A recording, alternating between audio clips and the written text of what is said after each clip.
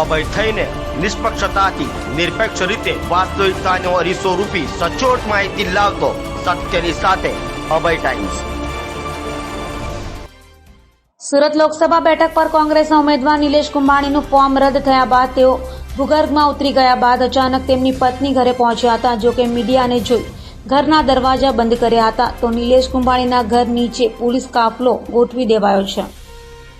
સુરત લોકસભા બેઠક પર કોંગ્રેસના ઉમેદવાર નિલેશ કુંભાણીના 3 ટેકેદારોએ પોતાની સહી ન હોવાનું ચૂંટણી અધિકારી સમક્ષ એફિડેવિટ કરતા નિલેશ કુંભાણીનું ફોર્મ રદ થયું હતું, જેને લઈ કોંગ્રેસીઓ સહિતનાઓમાં નિલેશ કુંભાણી સામે રોષ જોવા મળ્યો હતો। તો ફોર્મ રદ થયું ત્યારથી જ નિલેશ કુંભાણી પરિવાર સાથે ભૂગર્ભમાં ઉતરી ગયા હતા અને અચાનક જ 3 દિવસ બાદ નિલેશ કુંભાણીના ઘરે તેમની પત્ની જોવા મળ્યા હતા।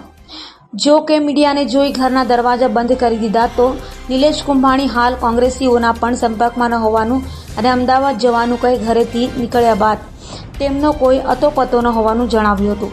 હાલ નિલેશ કુંભાણીના ઘર નીચે સરથાણા પોલીસ સાથે ક્રાઇમ બ્રાન્ચની ટીમ દ્વારા પણ બંદોબસ્ત ગોઠવાયો છે। બધાનું સાહસ કરીને હું અહીંયા મીડિયા સામે બોલી અને ઉપર જતા રોષનો પોટલો અમારી ઉપર જોડે એ લોકો તો એમના રાજકીય શકતા હોય પણ જેનું ઘરનું માણસ નથી, જેના એના પોતાના ટેકેદારો સગા એ બધાને અમારે જવાબ દેવો છે। અમારી ઉપર ફોન આવે છે ક્યાં છે અમારા ઘરના માણસો એનું બધું જાણકારી લેવા માટે પણ એ માણસ ક્યાંક તો કાર્યવાહી કરતો હોય ને એ મીડિયા આવે એમ કે મારા પાસે કઈ જવાબ નથી, હું થયું મારી યાર મને ખબર નથી કેવા હતું આવે મીડિયાની આવે નહીં તમારી અમારે કાઈ ઇન્ટરવ્યુ અમે નિલેશભાઈની વાત નથી કરતા સુધી નહીં આવતા તમે કોઈ એટલી સેવા કરી અને તેની ઉપર તમે આ દોષના ઢોકલા ઢોળો છો। માણસને ટાઈમ તો આપો કે એ આખા ઘટનાક્રમને સમજે।